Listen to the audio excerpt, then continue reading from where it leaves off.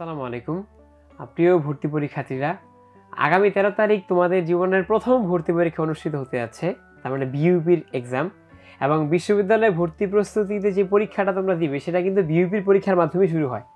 এবং সেজন্য প্রথম পরীক্ষা হিসেবে আমাদের ভিতরে শঙ্কা থাকে, ভয় থাকে যে কেমন পরীক্ষা হবে, কি দিব, হলের পরিস্থিতিটা কেমন হয়, বা ভর্তি পরীক্ষাটা আসলে কেমন হয়, বিষয়টা কি, এরকম অনেক প্রশ্ন কিন্তু মনের ভিতরে থাকে। তো এই বিভিন্ন প্রশ্নের উত্তর এবং তোমাদের এই ভয়টা কাটানোর জন্য ফোকাস আজকে আয়োজন করেছে বিইউপির উপর স্পেশাল একটি আয়োজন। আমাদের আজকের এই প্রোগ্রামটি দুইটি সেশন বিভক্ত হবে। প্রথম সেশনে আমাদের সাথে আছে রুহুল আলম সৈকত। রুহুল আলম সৈকত 2023-24 সেশনে FASS ইউনিটে প্রথম স্থান অধিকার করেছিল। তা আমরা প্রথমত রুহুল আলম সৈকত থেকে তার এক্সপিরিয়েন্স, পরীক্ষার হলে সে কীভাবে পরীক্ষা দিয়েছিল বা তার পূর্ব প্রস্তুতিটা কী ছিল সেগুলো শুনবো। এবং আমাদের পরবর্তী পর্বে আমাদের সাথে থাকবে মারজান 2023-24 সেশনেই FSSS ইউনিটে প্রথম স্থান অধিকার করেছিল। তো যেহেতু আমাদের সামনে আজকে রুহুল আলম সৈকত উপস্থিত, তা আমরা আজকে দেখা চলে যাবো। রুহুল আলম সৈকত, কেমন আছো? জি ভাই, আলহামদুলিল্লাহ ভালো আছি। তুমি অবশ্যই আমাদের এই বর্তমানে ভর্তি পরীক্ষার্থীরা যেরকম একটা অবস্থা পার করছে, খুবই টেনসড, খুবই ভয়, তো এরকম একটা পরিস্থিতি তুমিও পার করে এসেছো। তো তোমার কাছে প্রশ্ন থাকবে, এই যে তোমার বিইউপির পরীক্ষার আগ মুহূর্তে তোমার প্রস্তুতিটা কিরকম ছিল এবং তুমি কি কি বিষয়ে বেশি ফোকাস করেছিলে এরকম ভয় কাটানোর জন্য, বা উৎকণ্ঠা বা উদ্বিগ্নতা যেটা বলি আমরা, সেটা কাটানোর জন্য তুমি কি কি করেছিলে একটু যদি বলো। প্রথমত যেহেতু ভর্তি পরীক্ষাটা নতুন, তো নতুন এক্সপিরিয়েন্সের কারণে খাপ খায় নেওয়ার একটা ব্যাপার থাকে। তো যেহেতু বিইউপির পরীক্ষা দিতেছিলাম, তো আমি প্রথমেই করছি বিইউপির কোশ্চেন ব্যাংকটা পড়ছি আসলে, যে আগামী 2-3 বছর আসলে কোন টাইপের কোশ্চেনগুলো হইতেছে, কোন বিষয়গুলোতে বেশি ফোকাস হইতেছে, কোথায় আমার মার্ক উঠানো লাগবে, বা কোথায় আমি হয়তো বা দেখা যেতে পারে আমাকে কিছু ট্রেড অফ করা লাগতে পারে, যে 2-1টা আমাকে অপশন ছাইড়া দেওয়া লাগতে পারে। এই কারণে আমি প্রথমে কোশ্চেন ব্যাংক পড়ছি আসলে, যে মানে ধারণা নেওয়ার জন্য। আসলে সবাই তো স্বাভাবিকভাবে আমরা ভর্তি পরীক্ষাগুলোয় ঢাবি থেকে শুরু করি, তো ঢাবির কোশ্চেন ব্যাংক যেহেতু আর এখানে কোশ্চেন ব্যাংক হালকা আলাদা, তো অবশ্যই আমার কোশ্চেন ব্যাংক পড়া লাগছে। তো ধারণা নিছি আসলে কোন বিষয়গুলো বেশি ফোকাস করা লাগে আর কি। তো সৈকত যে গুরুত্বপূর্ণ পয়েন্টটা বলো সেটা হচ্ছে কোয়েশ্চেন ব্যাংকটা দেখা। এটা আসলে বর্তমানে যারা ভর্তি পরীক্ষা দিবে তোমরা, এটা খুবই ভাইটাল। যে কোনো ভর্তি পরীক্ষার আগেই ওই বিশ্ববিদ্যালয়ের প্রশ্নের প্যাটার্নটা কেমন হয়, যদিও আমরা কিন্তু জানি হুবহু প্রশ্ন রিপিট হয় না, কিন্তু প্রশ্ন রিপিট না হলেও কিন্তু টপিক রিপিট হয়, এটা কিন্তু খুবই স্বতঃসিদ্ধ ব্যাপার। তো এই প্রশ্নের প্যাটার্নটা কেমন হয়, কী কী টপিক থেকে প্রশ্ন আসতে পারে, সেটা বের করার জন্য কিন্তু একমাত্র মাধ্যমই হলো প্রশ্ন ব্যাংক। তুমি যদি প্রশ্ন ব্যাংকটা পড়ো, প্রশ্ন ব্যাংক থেকে আইডিয়া নাও, বিগত বছরগুলোর প্রশ্নকে অ্যানালাইজ করো, তুমি কিন্তু অনেকটা সমাধান পেয়ে যাবে যে আসলে ওই পরীক্ষাটাতে কেমন প্রশ্ন আসতে পারে, কি কি বিষয়ে বেশি ফোকাস করতে পারে। সেই জন্য তোমাদের প্রতি ও বলার পরে আবারও একটু জোর দিয়ে বলবো যে সবাই প্রশ্ন ব্যাংকটা কিন্তু অবশ্যই পড়ে নিবে, প্রশ্ন ব্যাংকটা। তারপরে সৈকতের কাছে যে প্রশ্নটা করবো সেটা হচ্ছে, পরীক্ষার হলে যখন গেলে, পরীক্ষার হলে গিয়ে তোমার এক্সপিরিয়েন্সটা কেমন ছিল? পরীক্ষা যখন দেওয়া শুরু করেছো বা দিবে, এর আগ মুহূর্তে তোমার এক্সপিরিয়েন্সটা কেমন ছিল? প্রথমেই তো ভর্তি পরীক্ষায় যখন যাব, তো ওখানে অবশ্যই অনেক কম্পিটিশন ছিল। তো অনেকে দেখতাম যে রাস্তায় আসলে, মানে যখন বাসে যাইতেছিলাম, বাসে পড়তেছে সবাই, অনেকের গার্ডিয়ান আছে সাথে। তো আবার গেটের সামনে যা দেখতেছি অনেক পড়তেছে, মনে হইতেছিল যে না, আমার মনে হয় প্রিপারেশন অনেক কম আছে, হয়তো বা এদের প্রিপারেশন অনেক বেশি, আমি হয়তো এদের সাথে পারবো না। তো স্বাভাবিকভাবে মানে হয় কি, একটা নার্ভাসনেস কাজ করে যে হইতেছে না, মনে হয় আমার মনে হয় এই 6 মাসের সাধনা শেষ। বাট আসলে ওইখানে পরীক্ষার হলে সবচেয়ে বড় যে জিনিসটা কাজে লাগে সেটা হলো তুমি মাথা কত ঠান্ডা রাখতে পারো। যে যত বেশি মাথা ঠান্ডা রেখে এক্সাম দিতে পারবে, তার অ্যান্সার অ্যাপ্রোপ্রিয়েট হওয়ার পসিবিলিটি তত বেশি। কেউ যদি 100% কুল থাকে, তার পরীক্ষাও মানে এমসিকিউ 100% শিওর তার হবে আর কি। মানে আমি ওই কারণে আর কি কুলনেসটা রাখার চেষ্টা করছি, যে সমস্যা নাই, এই পরীক্ষায় যদি যায় সমস্যা নাই, পরের পরীক্ষায় ভালো কিছু হবে, এইটা আসলে মাথায় রেখে এক্সামগুলো দিছি ভাই আর কি। গুরুত্বপূর্ণ পয়েন্ট সেটা হচ্ছে পরীক্ষার হলে যে অনেক বেশি টেনসড না হওয়া। আমাদের স্বভাবত একটা প্রবলেম থাকে স্টুডেন্টদের মাঝে, সেটা হচ্ছে আরেকজন পড়তেছে দেখলে মনে হয় আমি তো কিছুই পড়ি না। আসলে এই যে বিষয়টা, যা ও অনেক অনেক পড়ে ফেলতেছে, সবাই এত পড়তেছে, সবাই বাসে পড়তেছে, বাইরে পড়তেছে, আমি বোধহয় কিছুই পড়ি নাই। এটা কখনো মাথায় না এনে তোমরা যেটা করতে পারো সেটা হচ্ছে, তোমার যে প্রস্তুতি নেওয়া হয়েছে এটার উপর অবশ্যই তোমার একটা আস্থা আছে যে আমি একটা প্রস্তুতি নিয়েছি প্রায় 6-7 মাস ধরে। তো এই প্রস্তুতির উপর ভরসা রেখে পরীক্ষার হলে গেলে মোটামুটি, এবং নিজের মাথা ঠান্ডা রাখতে পারলে যে না, যেই প্রশ্নই আসুক আমি ঠান্ডা মাথায় এটা ফেস করতে পারবো, এইরকম মেন্টালিটি রাখতে পারলে কিন্তু পরীক্ষার হলে অনেক ভালো করা যায়।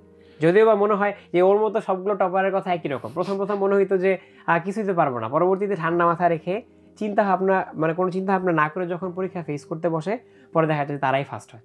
তো এটা হচ্ছে একটা মানে খুব ক্রুশিয়াল এক্সপেরিয়েন্স। মানে এখানে ভাই আমি আর একটা কথা বলি, আসলে আমি তখন মানে আমার বাবা আমাকে একটা কথা বলতো যে পরীক্ষা হলে অলওয়েজ একটা কথা মাথায় রাখবা যে তুমি যে কোশ্চেনটা পারো নাই, মানে তুমি এত পড়ার পরও পারো নাই মানে কি ওই কোশ্চেন কেউ পারেনি, এটা তুমি অলওয়েজ মাথায় রেখে দিবা যে তুমি যেটা পারছো এটা তুমি অনেক ভালো পারছো, বাট তুমি যেটা পারো নাই ওটা কেউ পারেনি। এখন তুমি যে কয়টা পারো ওই কয়টারই যদি সঠিকভাবে অ্যান্সার দিতে পারো তবু তুমি ফার্স্ট হবে, এরকম একটা আসলে মেন্টালিটি। গুরুত্বপূর্ণ পয়েন্ট।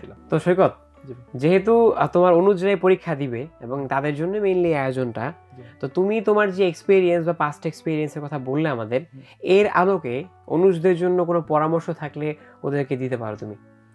আচ্ছা, এই আমার একটা পরামর্শ থাকবে এই যে তোমরা বেশি বেশি আসলে পরীক্ষা দাও, এই সামনে যেহেতু তোমাদের আর মানে অনেক মানে কম সময় আছে, হয়তো বা 5-7 দিন আছে এইরকম, তো এই সময়টায় মানে এক্সাম বেশি দিলে হয় কি এখানে যদি তোমার 2-1টা কোশ্চেন ভুল আসে যে হ্যাঁ আমি এই এমসিকিউটা পারতেছি না, ওইটা যদি অ্যান্সার দেখে রাখো তাহলে দেখা যাবে তোমার মানে ওইটা মাথায় থাকবে যে হ্যাঁ এইটার অ্যান্সার এই, তখন তোমার জন্য আর কি সুবিধা হয়।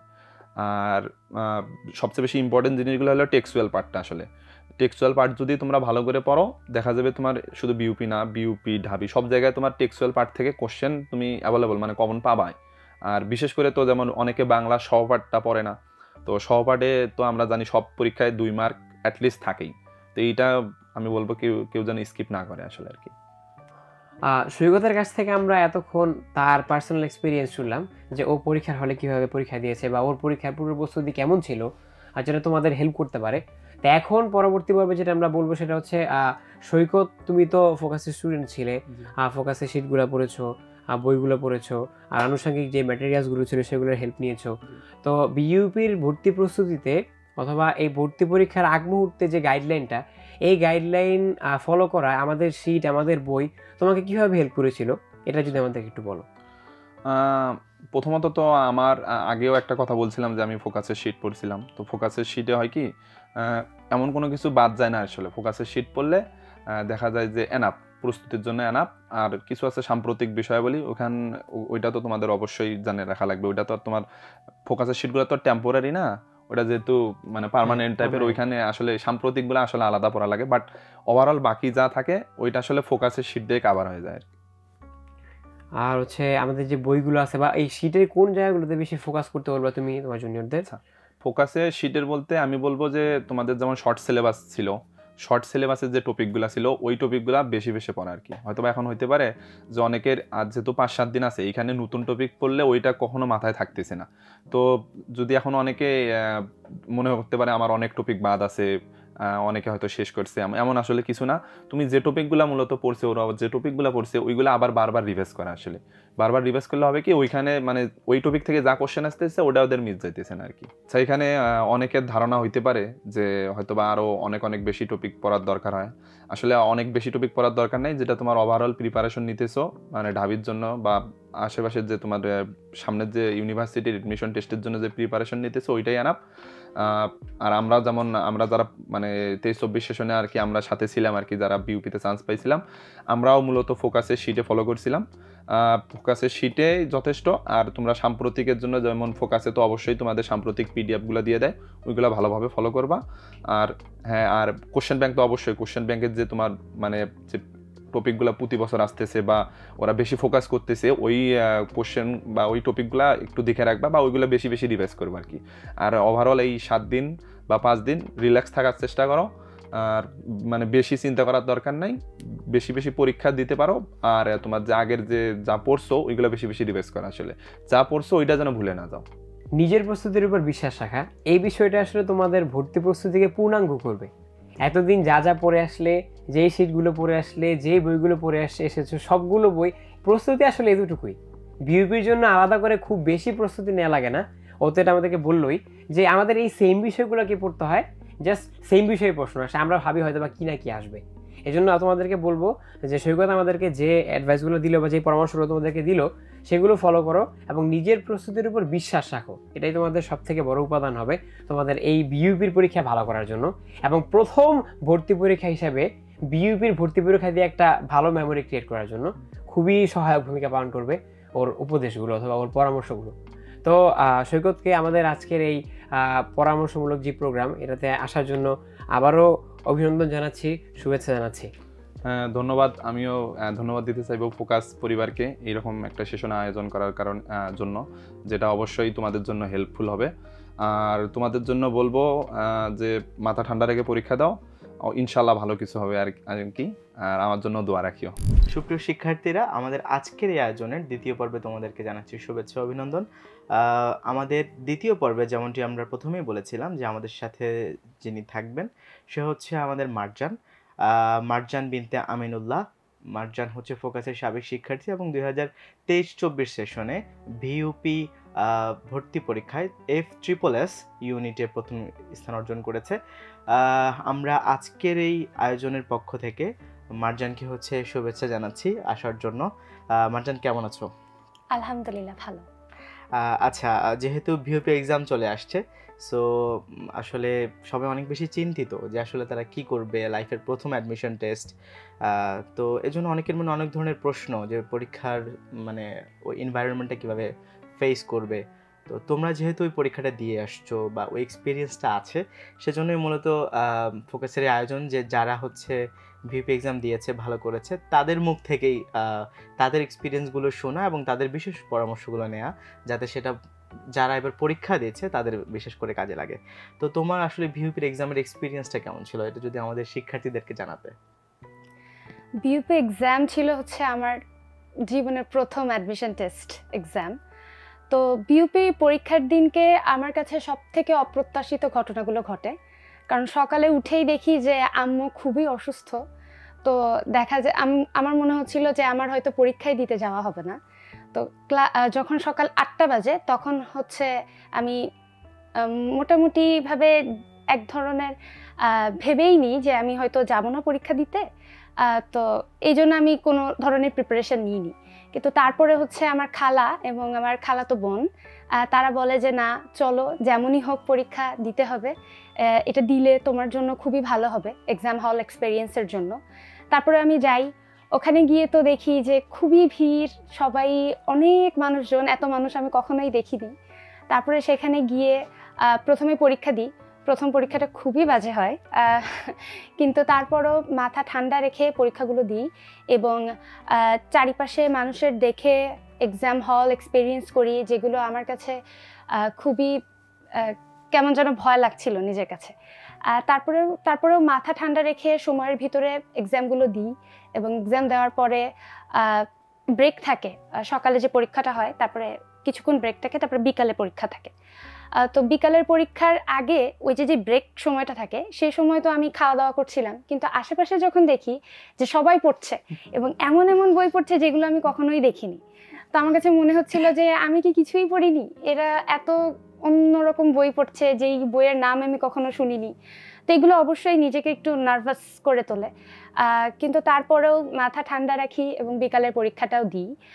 মোটমাট মিলিয়ে আমি যদি বলি তাহলে ভিইউপির পরীক্ষাটা আমার মনে হয় যে সবাই নিজের যে খুব বেস্ট দিতে পারে এরকম না, কারণ এতদিন আমরা পড়ি, কিন্তু পড়ার পরে যে এক্সামের সিচুয়েশন এবং এতজন মানুষ আমরা দেখি, নিজেরা অনেক বেশি নার্ভাস হয়ে যায়, প্যানিক অ্যাটাক হয় এবং এর জন্য দেখা যায় যে অনেকেই হয়তো অনেক ভালো পড়ালেখা করে কিন্তু প্রথম পরীক্ষাটা আশানুরূপ হয় না।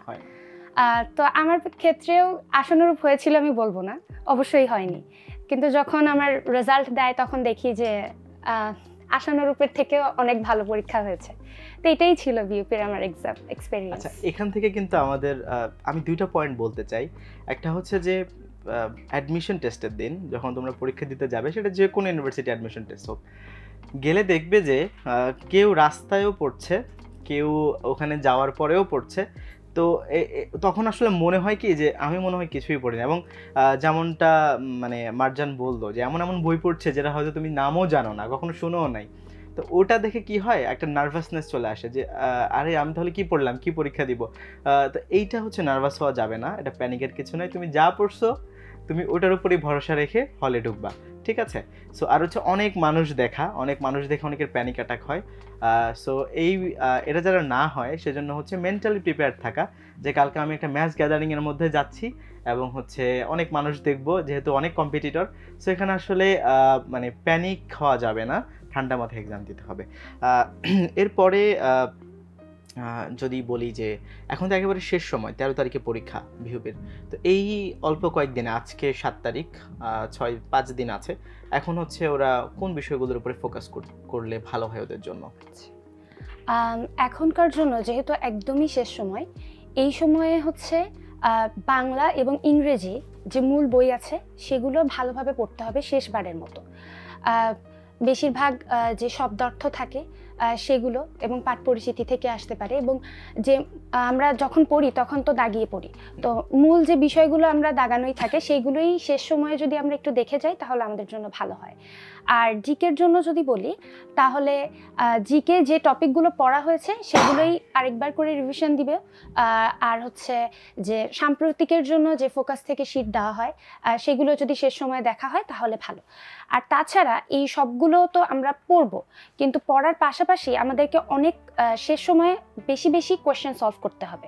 তো প্রশ্ন সলভ করলে দেখা যায় যে যা পড়া হয়েছে সেগুলো মনের ভিতরে একদম গেঁথে যায়, তো সেগুলো আর ভুল হওয়ার চান্স থাকে না। তো সেই ক্ষেত্রে ফোকাসের শিটের প্রতি টপিক ভিত্তিক কিছু প্রশ্ন দেওয়া থাকে, এবং যে মূল বিষয় বা মূল নিয়মগুলো যেগুলো থাকে সেগুলোর উপরেই প্রত্যেকটা প্রশ্ন দেওয়া থাকে। তো যদি ওই কোয়েশ্চেনগুলো সলভ করা হয় তাহলে দেখা যায় যে প্রত্যেকটা রুলস যেগুলো পড়া হয়েছে, ব্যাকরণের অংশ পড়া হয়েছে, সেগুলো আরেকবার করে ঝালাই হয়ে যায়। তো সেইগুলো যদি করা হয় তাহলে ভালো হয়। আর তাছাড়াও বিভিন্ন মডেল টেস্ট দেওয়া, বেশি বেশি নিজেকে যাচাই করা, বেশি বেশি পরীক্ষা দেওয়া, এই সময় আমার মনে হয় যে অসাধারণ কিছু পরামর্শ আশা করি তোমরা শুনছো এবং সেগুলো তোমরা হচ্ছে পালন করবে। এটা হচ্ছে বিষয়। আরেকটা স্পেসিফিক যদি জুনিয়রদেরকে কোনো পরামর্শ দিতে চাও পরীক্ষা কেন্দ্রিক?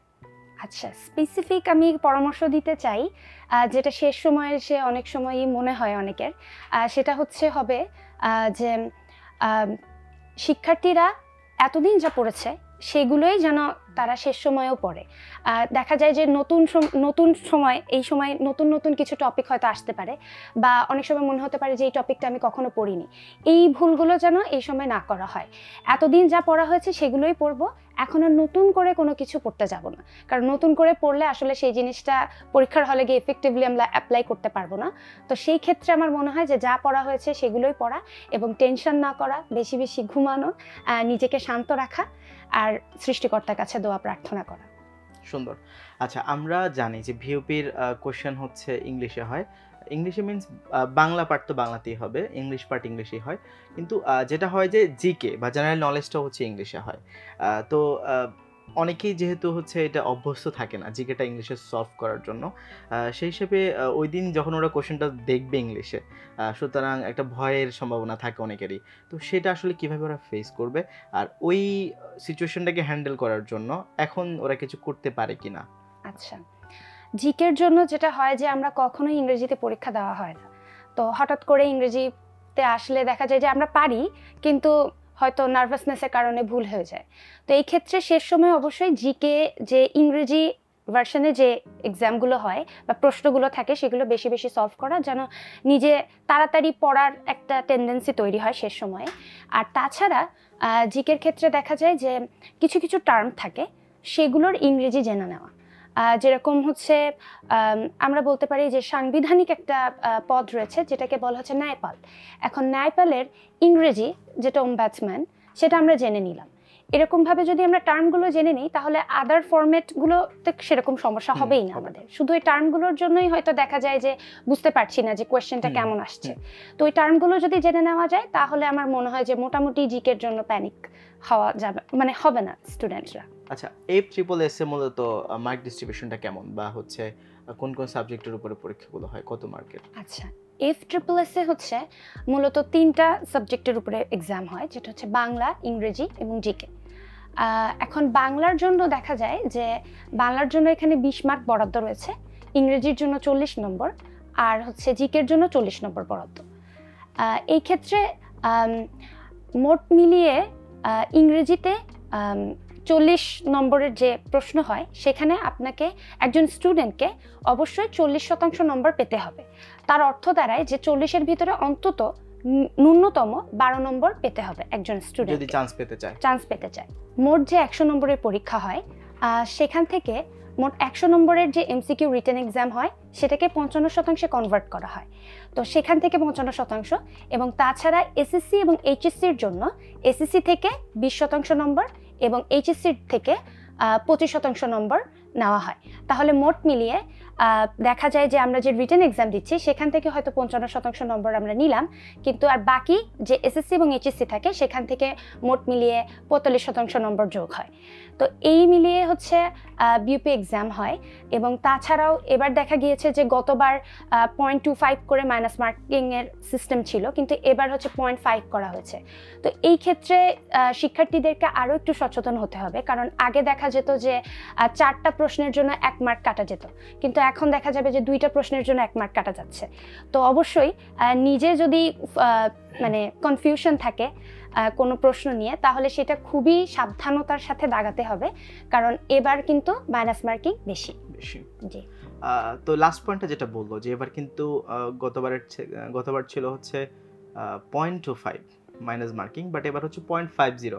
তো এই বিষয়টা তোমরা মাথায় রাখবে যে তোমরা হচ্ছে 2টা ভুলে গেলে কিন্তু 1 মার্ক কাটা। তো আশা করি মার্জান যে পরামর্শগুলো দিল সেগুলো তোমরা শুনেছো এবং এগুলো পালন করার চেষ্টা করবে। আর মার্জানকে আজকের এই আয়োজনের পক্ষ থেকে আবারও শুভেচ্ছা জানাচ্ছি আমাদের সাথে জয়েন করার জন্য। আর আমরা হচ্ছে পুরো আয়োজনে 2জনকে গেস্ট হিসেবে পেলাম, সৈকত এবং মার্জান। দুজনই, একজন হচ্ছে FSSS, একজন হচ্ছে FSS। এই 2টা ইউনিটে তারা ফার্স্ট ছিল লাস্ট সেশনে। সো আশা করি তাদের যে গুরুত্বপূর্ণ পরামর্শ এবং ইনসাইটগুলো তোমাদের জন্য ছিল, তোমরা সেগুলো পালন করার চেষ্টা করবে। তোমাদের জীবনের প্রথম বিশ্ববিদ্যালয় ভর্তি পরীক্ষা সবার ভালো হোক।